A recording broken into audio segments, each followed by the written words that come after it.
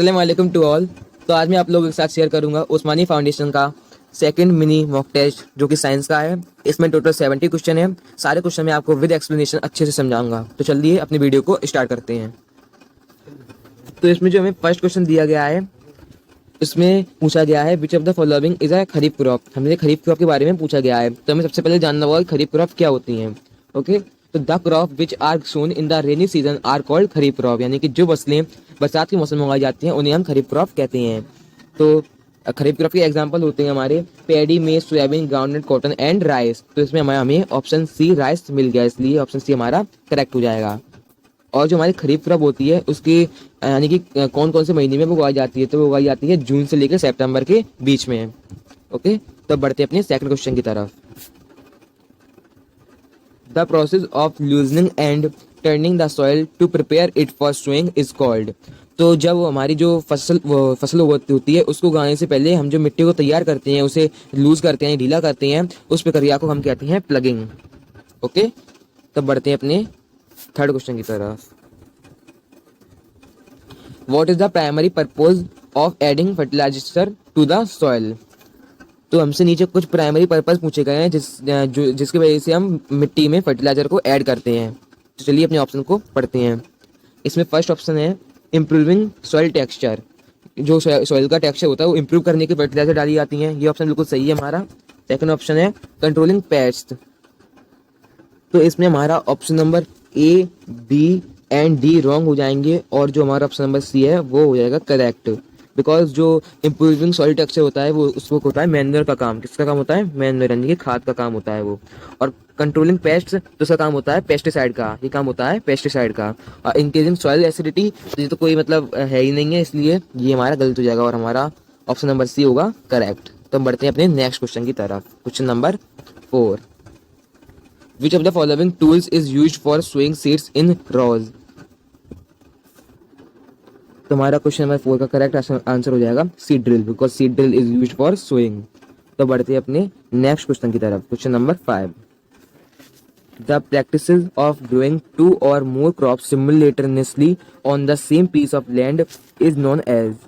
तो इस क्वेश्चन में हमसे पूछा गया है कि एक ही जमीन के टुकड़े पे 2 या 2 से ज्यादा अलग अलग फसलों को उगाने को क्या कहते हैं। तो उसे कहते हैं हम intercropping. Option C is correct. तो बढ़ते अपने नेक्स्ट क्वेश्चन की तरफ। Question number 6, the process of removing weeds from the field is called. यानी कि जमीन से जो वीड्स होती हैं, जो कि अनवांटेड प्लांट्स उग जाते हैं फसल के आसपास, उसको रिमूव करने की प्रोसेस को क्या कहते हैं। तो उसे कहते हैं हम weeding. Option C is correct. तब बढ़ते हैं अपने क्वेश्चन नंबर 7 की तरफ। Which of the following nutrients is essential for the growth of plants but it is not found in fertilizers? तो इसमें हमें पूछा गया है कि इनमें से कौन सा न्यूट्रिएंट्स पेड़ पौधों के लिए जरूरी है लेकिन वो फर्टिलाइजर में नहीं पाया जाता है। तो वो होता है कार्बन। ये पेड़ पौधों के लिए एसेंशियल होता है लेकिन ये फर्टिलाइजर में नहीं पाया जाता है। तो बढ़ते अपने नेक्स्ट क्वेश्चन की तरफ। Question number 8, the process of separating grain from chaff is called. यानी कि जो हमारा ग्रेन होते हैं उससे चाफ को अलग करने की प्रोसेस को क्या कहते हैं। उसे कहते हैं हम threshing. Option A is correct. तब बढ़ते अपने क्वेश्चन नंबर 9 की तरफ। विच type of soil is considered ideal for most crop cultivation. तो इसका सही आंसर हो जाएगा सी, लोमी सॉइल। तो बढ़ते अपने नेक्स्ट क्वेश्चन की तरफ। Question number 10, which agriculture practices involves changing the type of crop grown in a particular field each season। तो इसे हम कहते हैं क्रॉप रोटेशन, यानी कि समय समय पर दूसरी क्रॉप्स उगाना। जैसे एक बार वीट उगा लिया, एक बार राइस उगा लिया, तो ऐसे चेंज करते रहने को हम कहते हैं क्रॉप रोटेशन। तो बढ़ते हैं अपने नेक्स्ट क्वेश्चन की तरफ।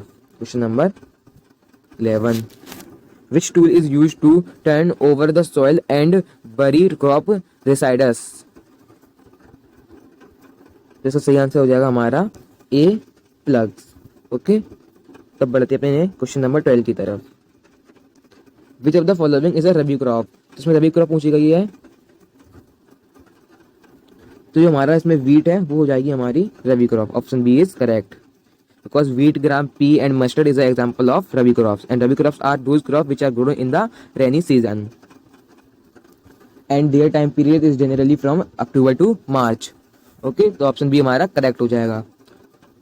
तो बढ़ते हैं अपने नेक्स्ट क्वेश्चन की तरफ। Question number 13, the process of applying water to the fields to help in the growth of crops is called, तो उसे हम कहते हैं इरिगेशन, यानी कि जो हमारी जमीन होती है उसमें पानी डालने की प्रक्रिया को क्या कहते हैं, जिससे कि हमारी फसल अच्छे से हो सके, उसे कहते हैं irrigation. Option C is correct. तो अब बढ़ते हैं नेक्स्ट क्वेश्चन की तरफ। Question number 14, the process of transferring pollen grains from the anther to the stigma of a flower is called, तो उसे हम कहते हैं पॉलिनेशन, यानी कि जो हमारे पोलन ग्रेन्स होती हैं वो कि जो स्टिग्मा से एंथर से स्टिग्मा में ट्रांसफर होते हैं उसे कहते हैं हम पॉलिनेशन। ओके, तो बढ़ते हैं अपने नेक्स्ट क्वेश्चन की तरफ। Question number 15, which of the following is a luminous crop, इसमें हमसे ल्यूमिनस क्रॉप पूछी गई है, तो हमारी ल्यूमिनस क्रॉप है ग्राम, यानी कि ल्यूमिनस क्रॉप वो क्रॉप होती है जिनके रूट्स में राइजोबियम बैक्टीरिया होता है जो कि एटमॉस्फेरिक नाइट्रोजन को नाइट्रोजन में बदल देता है। तो बढ़ते हैं अपने नेक्स्ट क्वेश्चन की तरफ। Question number 16, which method is used to control pests by introducing natural predator, तो इसका हमारा सही आंसर हो जाएगा ए, बायोलॉजिकल कंट्रोल। तो अब बढ़ते हैं अपने नेक्स्ट क्वेश्चन की तरफ। Question number 17, the practices of growing only one type of crop in a field is called, यानी कि जो हमारी फील्ड होती है उसमें केवल एक ही प्रकार की फसल को उगाने को हम क्या कहते हैं, यानी कि जैसे हम समय समय पर बदलती रहती हैं, लेकिन हम इसमें समय समय पर नहीं बदलने की जगह केवल एक ही प्रकार की फसल उगाते रहे तो उसे हम कहते हैं monocropping. Option A is correct. तो बढ़ते हैं अपने नेक्स्ट क्वेश्चन की तरफ। Which crop is known as the king of crops, यानी कि फसलों का राजा किस फसल को कहा जाता है, तो वो कहा जाता है वीट को। Option A is correct. तो बढ़ते हैं अपने क्वेश्चन नंबर 19 की तरफ। विच of the following practices helps in preventing soil erosion, यानी कि इनमें से कौन सा तरीके से जो हमारी मिट्टी का कटाव होता है वो कम होता है, तो होता हमारे प्लांटिंग ट्रीज, यानी कि जिससे हम ज्यादा से ज्यादा पेड़ उगाएंगे तो उससे क्या होगा, जो पेड़ों की जड़ें होंगी वो मिट्टी को पकड़े रहेंगी जिससे कि हमारा सॉइल इरोजन कम होगा। तो ऑप्शन डी इज करेक्ट। तो बढ़ते हैं अपने नेक्स्ट क्वेश्चन की तरफ। Question number 20, the process of separating grains from chaff by using the wind is called, तो जो हम जो हवा की मदद से जो ग्रेन्स होते हैं उसको चाप से अलग करते हैं तो उस प्रोसेस को हम कहते हैं winnowing. Okay, option B is correct. तो बढ़ते अपने नेक्स्ट क्वेश्चन की तरफ। Question number 21, which crop is known as the white gold, यानी कि किस फसल को सफेद सोने के नाम से जाना जाता है, उसे कहते हैं हम कॉटन। तो कॉटन जो हमारी फसल होती है उसे सफेद सोने के नाम से जाना जाता है। Option A is correct. तो बढ़ते हैं अपने नेक्स्ट क्वेश्चन की तरफ। Question number 22, which nutrient is essential for the healthy growth of plants and is commonly found in fertilizer, यानी कि इसमें कौन सा जो हमारा न्यूट्रिएंट्स है वो कि पेड़ पौधों के लिए हेल्थी माना जाता है और वो फर्टिलाइजर में भी पाया जाता है, तो वो होता है हमारा नाइट्रोजन। तो ऑप्शन ए इज करेक्ट। तो बढ़ते हैं अपने नेक्स्ट क्वेश्चन की तरफ। Question number 23, the process of transferring water to the roots of plants using channels of pipes is called, तो जो हमारा जो रूट्स होती है, पेड़ पौधों की रूट्स होती हैं उससे जो हमारे पूरे प्लांट्स तक पानी जो पहुंचता है उस प्रोसेस को हम क्या कहते हैं, तो उसे हम कहते हैं B irrigation. Okay, option B is correct.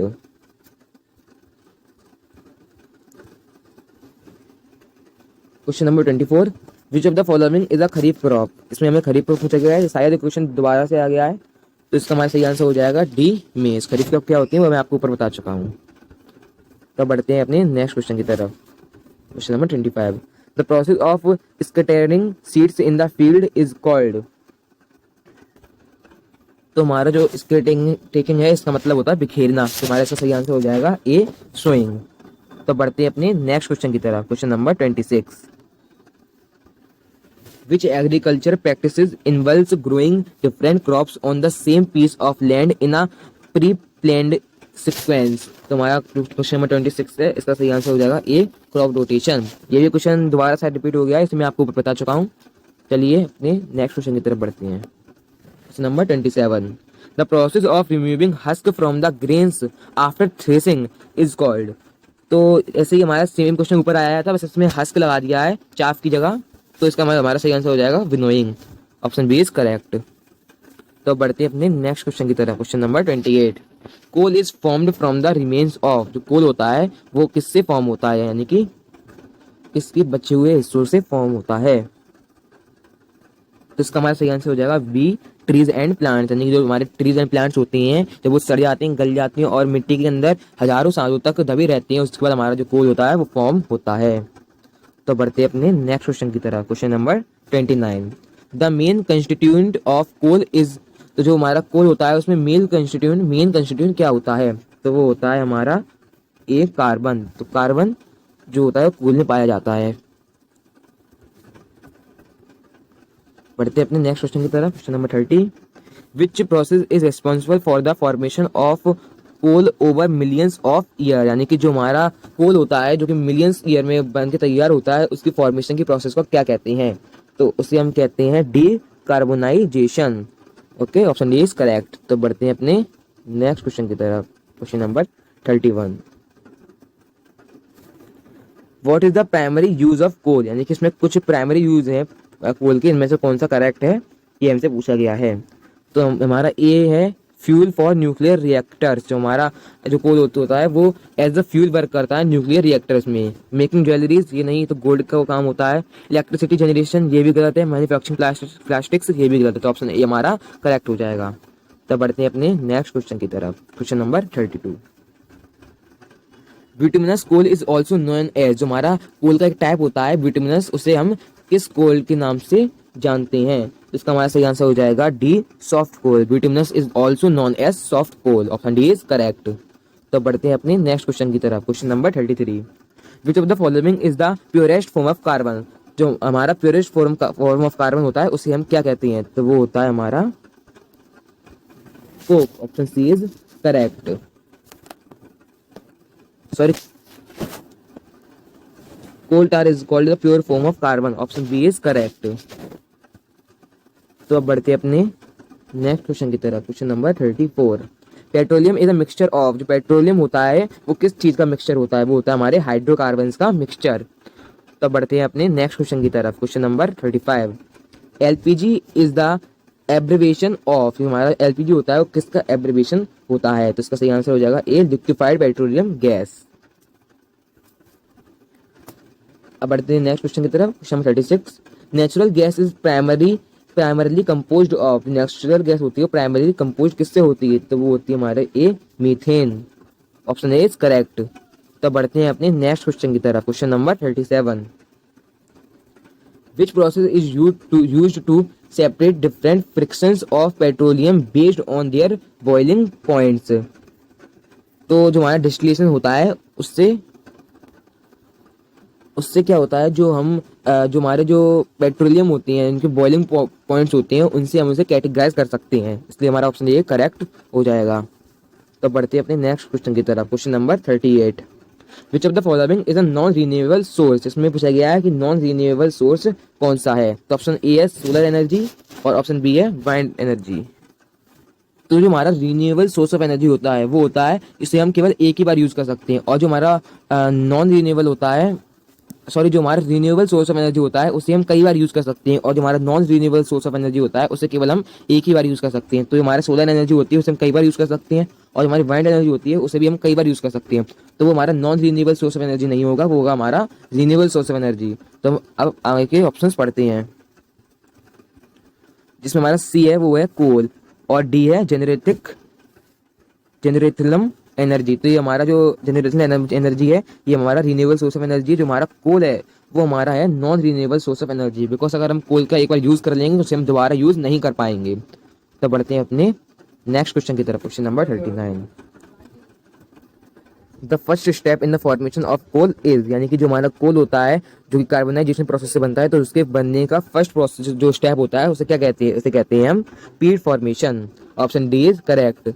तो बढ़ते हैं अपने नेक्स्ट क्वेश्चन की तरफ। Question number 40, which fossil fuel is also called black gold, तो जो हमारा फॉसल फ्यूल में से दिए गए हैं इनमें से कौन सा फॉसल फ्यूल है जिसे हम ब्लैक गोल्ड के नाम से भी जानते हैं, तो वो होता है हमारा petroleum. Petroleum is also known as black gold, option B is correct. तो बढ़ते अपने नेक्स्ट क्वेश्चन की तरफ। Question number 41, the substance formed by the decay of plants in the absence of air is called, जो हमारा इसमें हमसे पूछा गया है कि इनमें से कौन सा सब्सटेंस है जो कि हमारे एयर की एब्सेंस में होता है और प्लांट्स के जो डिके होने से बनता है, तो वो होता है हमारा पीट।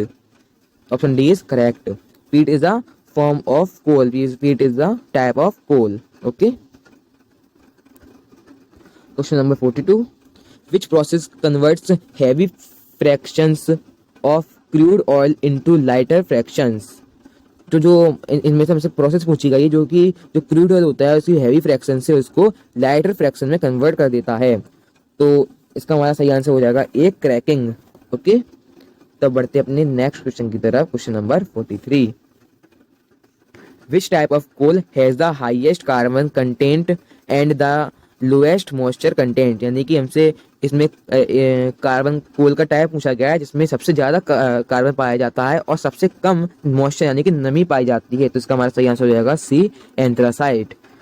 ओके, तो बढ़ते हैं अपने नेक्स्ट क्वेश्चन की तरफ। Question number 44, the energy stored in coal originally comes from? यानी कि जो कोल के अंदर एनर्जी स्टोर्ड है वो कहाँ से आती है, इसमें हमसे पूछा गया है। तो वो होती है सोलर एनर्जी।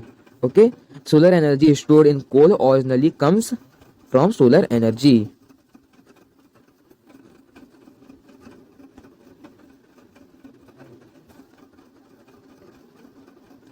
तो बढ़ते हैं अपने नेक्स्ट क्वेश्चन की तरफ। Question number 45, the process of breaking down large hydrocarbons into smaller molecules is called? जो हमारे हाइड्रोकार्बन्स होते हैं, जो लार्ज हाइड्रोकार्बन्स होते हैं, उनको छोटे छोटे मॉलिक्यूल्स में जो होते हैं वो ब्रेक डाउन हो जाते हैं, उस प्रोसेस को हम क्या कहते हैं? तो उसे हम कहते हैं B, cracking. Option B is correct. तो बढ़ते हैं अपने नेक्स्ट क्वेश्चन की तरफ। Question number 46, which of the following is used to manufacture steel? तो हमें नीचे कुछ कोल के टाइप दिए गए हैं। सॉरी, कोल के टाइप नहीं है, मतलब कोल से ये चीजें बनती हैं, coke, coal tar and coal gas. तो इनमें से कौन सी चीज स्टील को बनाने में मदद करती है, यानी कि स्टील किस चीज से बनाई जाती है? तो वो होती है हमारी Coke. Okay, Coke is used for manufacturing steel. तो बढ़ते अपने नेक्स्ट क्वेश्चन की तरफ। Question number 47, which of the following is the primary source of energy for running vehicles? यानी कि इसमें से कौन सा प्राइमरी सोर्स ऑफ एनर्जी है जो हमारे व्हीकल्स वाहन होते हैं उनको चलाने में हमारे काम आता है? तो इसका हमारा सही आंसर होगा डी, पेट्रोलियम। बिकॉज जो आजकल हमारे वाहन आ रहे हैं, जो हमारे व्हीकल्स आ रहे हैं, उनमें पेट्रोल ही चलता है, जैसे बाइक हो गई, कार्स हो गई। ओके, तो ऑप्शन डी इज करेक्ट।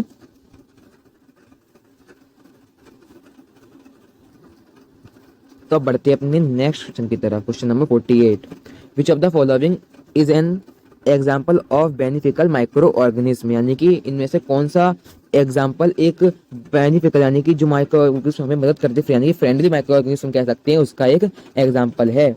इसका हमारा सही आंसर हो जाएगा D, nitrogen fixation bacteria. Because nitrogen fixation bacteria जो होता है वो हमारी एटमॉस्फेरिक नाइट्रोजन को लेके उसे नाइट्रोजन में कन्वर्ट कर देता है, जिससे कि जो हमारे पेड़ पौधे होते हैं उनमें मदद मिलती है। Nitrogen is very important for a good growth of plants. Question number 49, what is the role of decomposer in any ecosystem? तो इसमें पूछा गया है कि जो हमारा डिकम्पोजर होता है उसका इकोसिस्टम में क्या रोल है? तो उसका रोल होता है they convert dead organic matter into simpler substance. यानी कि जो चीजें मर जाती हैं, जैसे एनिमल एंड प्लांट्स हो गए, तो उनकी जो डेड ऑर्गेनिक मैटर होते हैं उनको सिंपल सब्सटेंस में कन्वर्ट कर देते हैं। तो ऑप्शन भी हमारा करेक्ट हो जाएगा। तो बढ़ते हैं अपने नेक्स्ट क्वेश्चन की तरफ। Question number 50, Which microorganism is used in the production of antibiotics like penicillin? यानी कि जो हमारी एंटीबायोटिक्स होती हैं like penicillin is also a antibiotic। तो कौन सा माइक्रो ऑर्गेनिज्म एंटीबायोटिक बनाने में मदद करता है? तो इसका हमारा सही आंसर हो जाएगा सी, फंगई। ओके, तब बढ़ते हैं अपने नेक्स्ट क्वेश्चन की तरफ। Question number 51, The process of converting milk into curd is brought about by which microorganism? तो जो हमारा दूध से दही बनता है तो वो हमारा किस माइक्रो ऑर्गेनिज्म के द्वारा होता है? तो वो होता है हमारा ए, बैक्टीरिया के द्वारा। 51 का सही आंसर हो जाएगा ए। और अगर हमसे पूछा जाता कि कौन से बैक्टीरिया से होता है, यानी बैक्टीरिया का नाम पूछा जाता तो वो हो जाता हमारा लैक्टोबैसिलस बैक्टीरिया। ओके, तो बढ़ते अपने नेक्स्ट क्वेश्चन की तरफ। Question number 53, The disease tetanus is caused by which bacteria, यानी किस बैक्टीरियम की वजह से हमारी डिसीज टेटनस होती है वो हमें हो जाती है। तो इसका हमारा सही आंसर हो जाएगा B, clostridium tetanus. Option B is correct. अब बढ़ते हैं अपने नेक्स्ट क्वेश्चन की तरफ। Question number 54, micro organism that help in breaking down dead and decaying matter are known as. तो इनमें से हमें पूछा गया है कि कौन से माइक्रो ऑर्गेनिज्म होते हैं जो कि ब्रेकिंग डाउन में मदद करते हैं। किस चीज़ की ब्रेकिंग डाउन में? जो हमारा डेड डिकेइंग होते हैं उनमें से कि कोई जैसे जानवर वगैरह हो गया वो मर गया तो उसको कौन से माइक्रो ऑर्गेनिज्म होते हैं जो कि उसके धीरे धीरे उसको डेड डिकेइंग मैटर में कन्वर्ट कर देते हैं, तो वो होते हैं हमारे decomposers. Option B is correct, उन्हें हम डिकम्पोजर्स कहते हैं। तो बढ़ते हैं अपने नेक्स्ट क्वेश्चन की तरफ। Question number 55, which microorganism is used in the production of bread and alcoholic beverages. तो इसमें हमें से पूछा गया है कि कौन सा माइक्रो ऑर्गेनिज्म होता है जो कि ब्रेड और एल्कोहलिक बेवरेजेस बनाने में हमारे मदद करता है। तो वो होता है हमारा बी, फंगई। ओके, अगर फंगई का भी एग्जांपल पूछा जाता है कि कौन सी फंगई होती है जो कि ब्रेड और एल्कोहल बनाने में मदद करती है, तो उसका वो जाता है हमारे ईस्ट। ओके, क्या हो जाता है हमारा east. East is a type of fungi.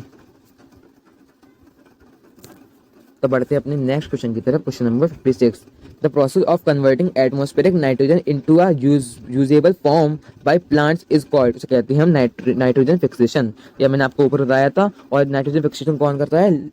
Rhizobium bacteria, जो कि प्लांट्स के ल्यूमिनस प्लांट के रूट्स में होता है। तो बढ़ते हैं अपने नेक्स्ट क्वेश्चन की तरफ। Question number 57, which microorganism is commonly use in making antibiotics, यानी कि कौन सा जो माइक्रो ऑर्गेनिज्म होता है वो कि एंटीबायोटिक्स बनाने में हमें मदद करता है।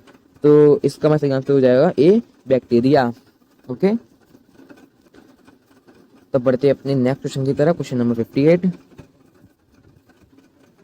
Micro organism that live and thrive in extreme environments like hot springs are called, यानी कि जो माइक्रो ऑर्गेनिज्म होते हैं जो कि हमारे हॉट स्प्रिंग्स इन्वायरमेंट में रहते हैं उन्हें हम क्या कहते हैं? उन्हें हम कहते हैं extremophiles. Option B is correct. तो बढ़ते हैं हम अपने नेक्स्ट क्वेश्चन की तरफ। Question number 59, which microorganism is responsible for causing dental cavity, यानी कि जो हमारे दांत में डेंटल कैविटी आती है तो वो कौन से बैक्टीरिया के द्वारा माइक्रो ऑर्गेनिज्म के द्वारा होती है? तो वो होती है हमारे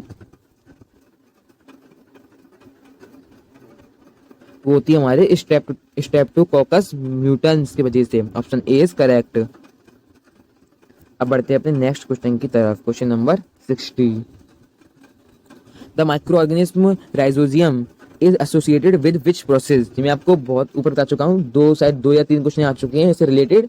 इसका हमारा सही आंसर हो जाएगा ए, नाइट्रोजन फिक्सेशन। इस क्वेश्चन का आप अच्छे से याद कर लेना। तो बढ़ते हैं हम अपने नेक्स्ट क्वेश्चन की तरफ। 61, which microorganism is responsible for causing food poisonous due to improper handling of food, यानी कि कौन सा माइक्रो ऑर्गेनिज्म होता है जिससे हमारा फूड पॉइजनस हो सकती है ह्यूमंस के अंदर? तो वो होता है हमारा सैल्मोनेला की वजह से। Option B is correct.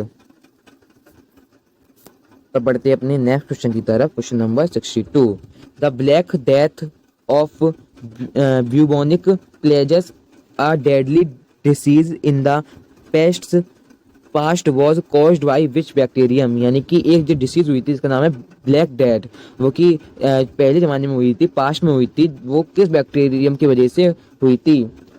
तो वो ये थी हमारे ए, येरसिना पेस्टिस की वजह से। ओके,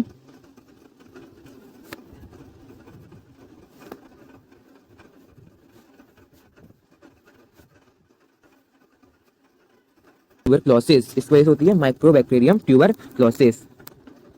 तो बढ़ते हैं अपने नेक्स्ट क्वेश्चन की तरफ। Question number 68, which organic waste can be decompose to form decks which can sustainable enhance the nutrient content of the soil. तो जो हमारा इस क्वेश्चन है इसका सही आंसर हो जाएगा ए, कंपोस्ट। ओके, तो जो हमारे ब्लैंक दिया गया इसमें हमारा कंपोस्ट फिल हो जाएगा। Option A is correct. तो बढ़ते हैं अपने नेक्स्ट क्वेश्चन की तरफ। Question number 69, which one of the following is not produced by the process of fermentation, यानी कि जो हमारी फर्मेंटेशन की प्रोसेस होती है उनमें से कौन सी चीज़ जो हमारे नीचे दी गई है ये फॉर्म नहीं होती है। तो इसमें हमारा चीज़ है वो हमारा फर्मेंटेशन से फॉर्म होता है, और जो हमारा यंग हर्ट है ये भी फर्मेंटेशन के से फर्मेंटेशन से फॉर्म होता है, और जो हमारा वाइन है वो भी फर्मेंटेशन से फॉर्म होता है। बट जो हमारा मिल्क है वो फर्मेंटेशन से फॉर्म नहीं होता है, हमारा मिल्क फर्मेंटेशन से फॉर्म नहीं होता है, तो हमारा ऑप्शन बी करेक्ट हो जाएगा। तो बढ़ते हैं अपने नेक्स्ट क्वेश्चन की तरफ, question number 70। Question number 70, rhizobium bacteria in the root nodes of leguminous plant help in fixation of nitrogen. ये क्वेश्चन बहुत बार रिपीट हो चुका है, आप इसको अच्छे से कर लीजिए क्योंकि ये क्वेश्चन बहुत इंपॉर्टेंट है और इस साल इस क्वेश्चन के आने के चांसेस भी हैं। तो अगर आपने अभी तक रजिस्ट्रेशन नहीं कराया है तो इस नंबर पर कॉन्टैक्ट करके आज ही रजिस्ट्रेशन करा लीजिए। और हमने टेलीग्राम पर एक नया चैनल क्रिएट किया है जिसका नाम है AMU वॉरियर्स हॉल, तो उस चैनल की लिंक आपको डिस्क्रिप्शन में मिल जाएगी। उसमें रोज़ डेली PYQs होते हैं, क्विजेस भी होते हैं जो कि रोज़ रात को 9 बजे होते हैं और ये सबके लिए फ्री है। अगर आप भी उसमें कुछ देना चाहते हैं तो लिंक डिस्क्रिप्शन में है, उसको पे ऐड कीजिएगा और इस नंबर पर कॉन्टैक्ट करके आज ही रजिस्ट्रेशन कराइए। तो अगर आपको हमारी आज की वीडियो पसंद आई हो तो हमारे चैनल को सब्सक्राइब कर देना और कमेंट करके जरूर बताना आपको वीडियो कैसी लगी, और हमारी वीडियो को लाइक कर देना। अब मिलते हैं आपको अगली वीडियो में, तब तक के लिए अल्लाह हाफिज़ to all and thank you for